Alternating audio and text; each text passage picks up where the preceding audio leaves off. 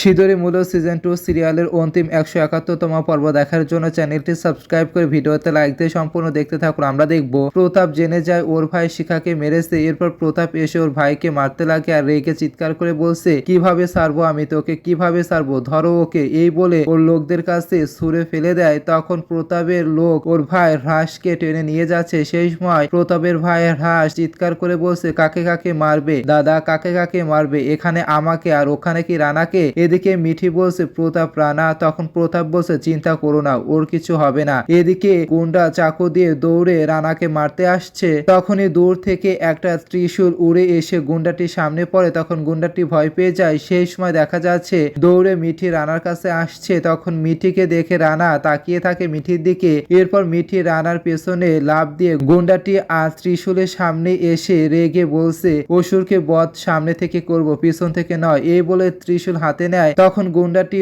অন্য গুন্ডাদের বলছে, ওকেও মারো, এসো। তখন সব গুন্ডা মিঠিকে মারতে আসে। সেই সময় তখন মিঠি ত্রিশূল দিয়ে গুন্ডাদের ঠেকায় আর ত্রিশূল দিয়ে গুন্ডাদের মারতে লাগে। এরপরে দেখা যাচ্ছে সব ঠিক হয়ে গেলে রানা হাত বাড়ায়। তখন মিঠি এসে রানাকে জড়িয়ে ধরে। তখন মিঠি বলছে, তুমি ঠিক আছো তো রানা? সেই সময় রানা বলছে, আমি ঠিক আছি, তুমি আমার পাশে না থাকলে আমি শেষ হয়ে যাই আপদ। ওয়াদা করো, ওয়াদা করো যে তুমি আমাকে ছেড়ে কোনোদিন যাবে না, ওয়াদা করো। তখন মিঠি বলছে, কখনো না। আচ্ছা ঠিক আছে, যখন তুমি এতবার বলছো মেনেই নেই। এরপর মিঠি রানার হাত ধরে হেসে বলছে, একদম পাক্কা ওয়াদা রানা। তখনই গুন্ডাটি বলছে, ওরা দুজন এখন ব্যস্ত আছে, এই সুযোগে ওদের দুজনকে মেরে দেই। এই বলে ছুরি হাতে সব কটা গুন্ডা দৌড়ে মিঠি আর রানাকে মারতে যাচ্ছে। তখনই প্রতাপ পুলিশ নিয়ে সেখানে চলে আসে। সেই সময় পুলিশ গুন্ডাগুলোকে ধরে নেয়। এরপরে প্রতাপ মিঠি আর রানার কাছে এসে হাত জোর করে মাপ চাচ্ছে আর বলছে, যেটা হ্রাস আমার সাথে করেছে ওটা আমি তোমাদের সাথে করেছি, আমি তোমাদের কাছে ক্ষমা চাচ্ছি। কারণ কি, দুজন প্রেম করা মানুষকে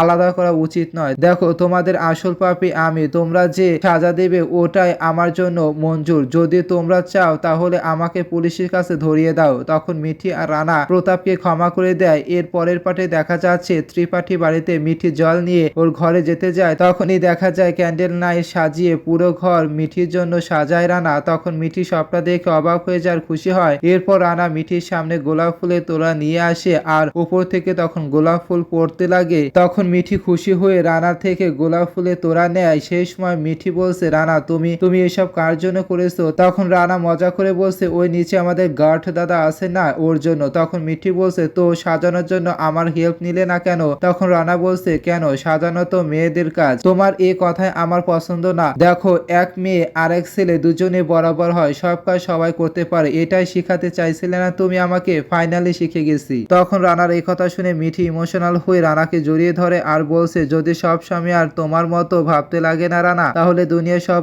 স্ত্রী সম্মানের সাথে রানীর মতো বাঁচতে পারবে। এরপর রানা মিঠিকে চেয়ারে বসিয়ে মিঠির জন্য আই লাভ ইউ লেখা কেক নিয়ে আসে আর মিঠির সামনে কেক রেখে বলছে, কেকটা কাটো। তখন মিঠি অবাক হয়ে বলছে, কি, একদম না, আমি এটা কাটতে পারবো না। সেই সময় রানা বলছে, কেন? তখন মিঠি বলছে, এখানে তোমার মনের কথা লেখা আছে, আমি কেক কাটতে পারবো না। তখন রানা বলছে, মনের কথা তো তোমার দিলেও লেখা আছে। তখন মিঠি বলছে, কোন কথা? সেই সময় রানা বলছে, এসব কি বলতে হবে? তখন মিঠি বলছে, ঠিক আছে বাদ দাও, মনের কথা বলা অতটা সহজ নয়। তখনই রানা পেছন থেকে মিঠিকে জড়িয়ে ধরে বলছে, আই লাভ ইউ। সেই সময় মিঠি ঘুরে খুশি হয়ে রানাকে জড়িয়ে ধরে। এরপর রানা আর মিঠি একসাথে কেক কাটে, দুজন দুজনকে খাইয়ে দেয়। এরপর রানা আর মিঠি দুজন দুজনকে ওয়াদা করে একসাথে থাকার জন্য আর রোমান্স করতে লাগে। এরপর রানা মিঠির কপালে চুমু দেয়। এর পরের পাটে দেখা যাচ্ছে বাড়ির সবাই একসাথে গানের সাথে নাচ করতে লাগে। এরপর মিঠি আর রানা পরিবারের সবার সাথে একসাথে গানের তালে নাচ করতে লাগে। তখনই মিঠি মাথা ঘুরে পড়ে যায়। সেই সময় রানা মিঠিকে ধরে বলছে, আপদ আপদ, চোখ খোলো, চোখ খোলো।